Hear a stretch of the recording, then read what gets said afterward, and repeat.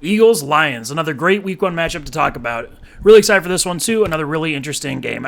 All week one games are, obviously, because we haven't seen these teams come together and what they're going to look like. But this one especially I'm pretty excited for. So this Eagles team, obviously another year with Jalen Hurts as your full-time starting quarterback. You bring over one of the absolute best players in football in A.J. Brown. You get a lot of players healthy along the offensive line that haven't been for the last really couple of years. And overall, this offense has a chance to be pretty good this year. We'll talk about what it's going to look like in this game for sure. But there's a lot of talent on this team. And then this Lions defense, in a fairly similar situation now, they are making some scheme changes from last year. I think they're going to something more akin to what the Panthers have been running, and kind of the Titans as well, where they have weirdly positioned larger linemen up and down the field, which will affect what the Eagles do for sure in this game. We'll talk about it. But obviously, really high pick in Aiden Hutchinson. We'll see what we have in him. And some other guys, free agents, returning Jeff Okudah, stuff like that. It makes for an interesting game for sure. So, first things first, right? Can the Eagles move the ball? So, I always start with the offense on the run game and on the ground. This Eagles offensive line, despite the losses they've gone through over the last few years, is still really good. Obviously, people know Jason Kelce and Lane Johnson, and even Isaac Seumalo, I think, has finally gotten the credit he deserves as being a really pretty high-end guard, especially in the run game. But you have Landon Dickerson stepping into a full-time starter spot. Did start some games last year. Was not incredibly impressive, but I'm pretty confident that Duke can play and be a starter in the NFL. Jordan Mailata, I've been a fan of for a while. Not a great run blocker in this aspect, but overall pretty good player. But, with the run game and specifically, this team is just so beefy, especially on the right side of the line with Seumalo and Lane Johnson, that it's really hard to limit them from being able to just shove teams off the ball. Now, the Lions do have some strength along the front. I'm a huge Michael Brockers fan. The guy can step up in a lot of situations. Lee McNeil did play decently as a run-only nose tackle guy last year. They bring over Isaiah Buggs, who I think is a good player in that same scenario. And Levi Onwuzurike was a pretty high pick a couple years ago, who has flashed a little bit of athleticism, hasn't played a ton. Their edges, though, that's where it concerns me, right? Because as good as Lane Johnson is, especially, you really need somebody who can stand up to him in the run game to meaningfully affect the way the Eagles run the football, and that's where I'm worried about the Lions here. Maybe Aiden Hutchinson is that guy. He was drafted that high for a reason, I'm sure. But other than him, Charles Harris is way more of a pass rusher than he is a run guy. Austin Bryant, I'm actually a pretty big fan of in that area, but again, not someone who's at that level of starting football, and that's you kind of run out of bodies after that of useful guys. So that does scare me because this Eagles team does still run the ball a ton, especially with Jalen Hurts at quarterback, obviously.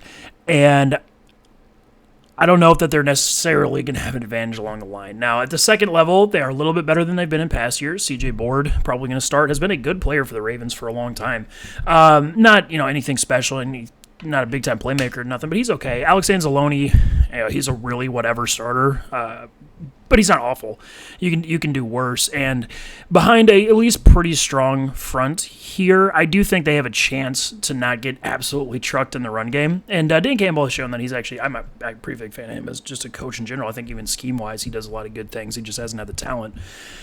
And I do think this team can compete in the run game. Now, that's not to say they're going to stop anything. Overall, the Eagles are going to be able to run the ball in this game, but it's not anything amazing. So then it comes to the pass game. Can the Eagles throw the ball? Well, you kind of get a cheat code when you start with A.J. Brown, and Devontae Smith, pretty good himself. So A.J. Brown is, when I tell you, like Eagles fans, if you're watching this, or anyone, everybody, I think, understands how good he is, but when you actually watch him, it's disgusting how good he is.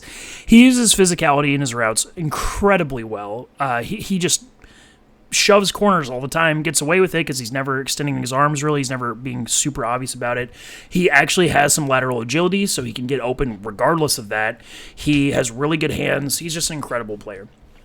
So while I do actually think the Lions' outside corners are going to be able to compete throughout the year, Jeff Okudah, obviously a high pick himself, who's barely played due to injury, and Manu Oruwariye, who has shown to be okay, especially against bigger body receivers, I do think those guys can compete. It's just not at A.J. Brown's level, which is kind of a theme with this Lions defense in this game. Devontae Smith, he's good enough that he's going to be open consistently, just kind of regardless. I do think those guys can stick with him a little bit. We'll see. What's more scary to me is that you do have Mike Hughes coming over as a starting slot corner. He's just bad. He doesn't really cover anybody meaningfully. He's not the worst slot corner in the league probably. He's not just going to get absolutely diced up, but he's not a positive whatsoever, which is concerning. Now, the Eagles slot receivers, Quez Watkins, Zach Pascal, they're kind of whatever, but they've both shown to be able to function as a team's number 3 receiver, and that concerns me. You also have Dallas Goedert, one of the best tight ends in football, a really good route runner, somebody who beats even good matchup weapons, and while the Lions do have one of those in Tracy Walker, I don't know how much he's going to, shadow him completely. And the other guys, CJ Board, Alex, they're just not particularly good coverage players. I'm not talking too much about that other linebacker spot because I'm not really sure how I feel about Derek Barnes yet. And Malcolm Rodriguez is a rookie, and I feel like he might play a lot in this game, actually. But I don't like to talk about players I don't know anything about.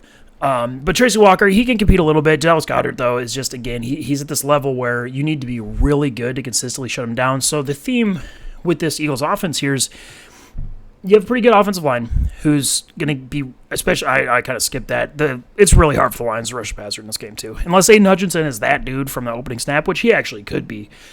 These other guys, Charles Harris, he's not at that level. Austin Bryant, not like I said. It's tough to see a ton. So you are talking about Jalen Hurts behind a pretty functional pocket, throwing the weapons that are more than good enough to get open. So I do expect a lot of success for this Eagles offense, frankly. I have them at 22 to 30 points right now.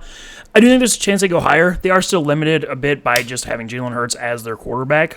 He can get just bad sometimes, missed throws, be inaccurate, that type of stuff. I do think, like I said, the Lions are coached well, and I don't know how much the Eagles are going to be able to expose or exercise their will on offense. When we talk about the Lions moving the ball, I think that they have a chance themselves. So I'm not going to put it crazy high or anything, but I do think you're going to see the Eagles have pretty good success in this game. So, Lions offense. Low-key, this offense is kind of okay. That's not a great compliment. Mostly, they're going to be limited by Jared Goff. He's just really bad as a starting quarterback. He, outside of the years of Sean McVay, even then he showed clear weaknesses. He's really bad at reading defenses. While he has the arm talent, it's about all he is. And that's going to limit them for sure. But the talent around him is actually reasonable, if not better than that. And then this Eagles defense, they're really good in really good in some areas, and really not so good in others, which we'll get to. So, can the Lions run the ball? Well, starts in the front, and this is the main reason I have kind of some faith in the Lions this year. This offensive line is really good.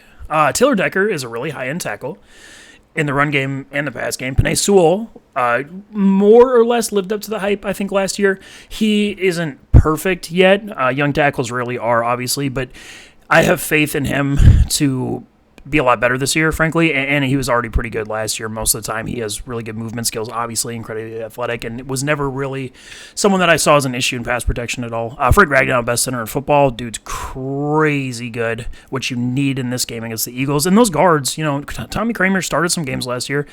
He was pretty good, and while Jonah Jackson, I'm less certain of him in this game, I don't think he's a bad player. So you do have a really good offensive line, frankly, as a five-man unit. And you need that because this Eagles front is still disgusting. Fletcher Cox, Javon Hargrave, first-round pick Jordan Davis. That three is wildly good as an interior presence, especially against the run. Those guys consistently win. They penetrate. They do not get pushed, which is tough. It's just tough. And the Eagles have done a really good job still maintaining the strength on the edges.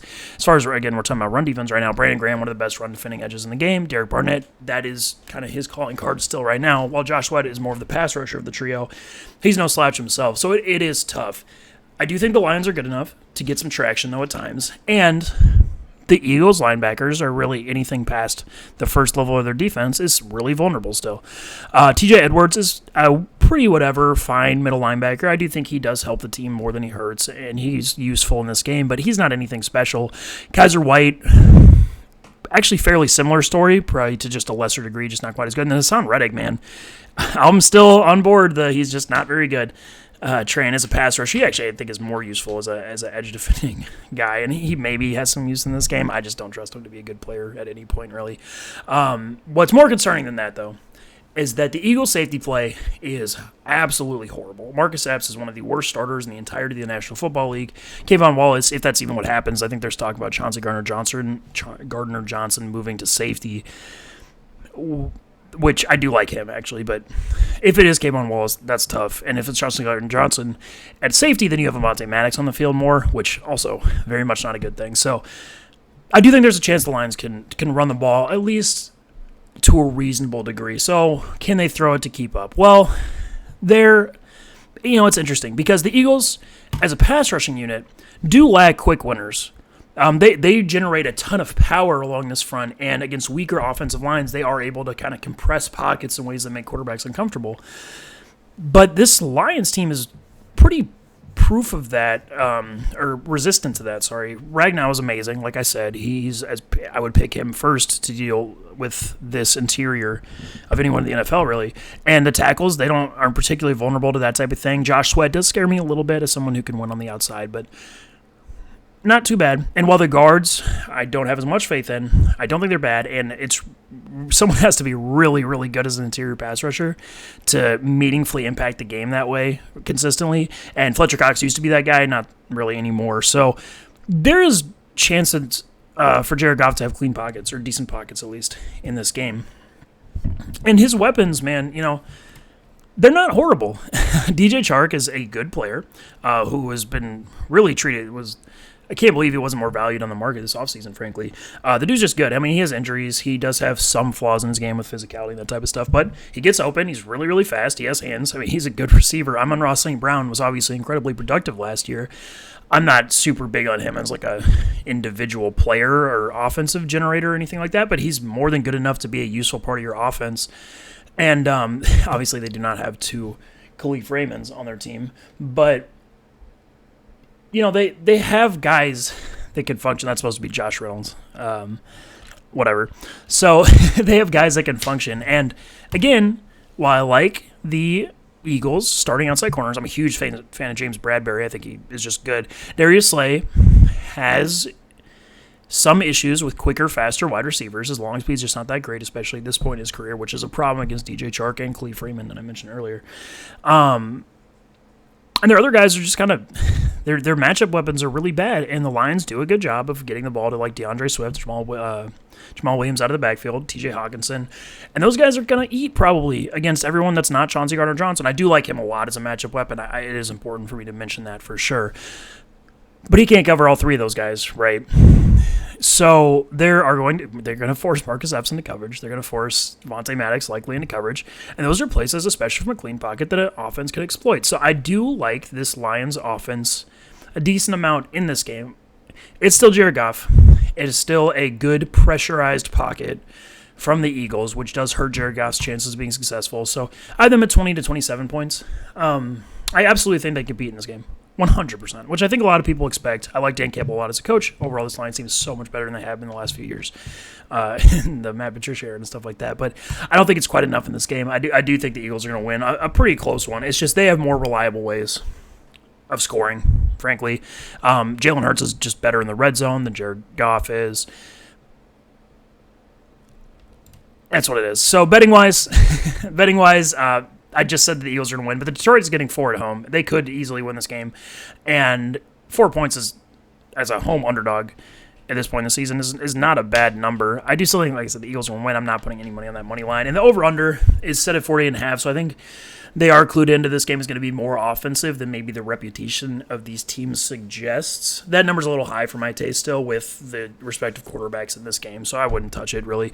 But overall, this game is super interesting. I'm really excited for it. I do think this Lions offense especially is just a really interesting matchup with the Eagles defense. So, yeah,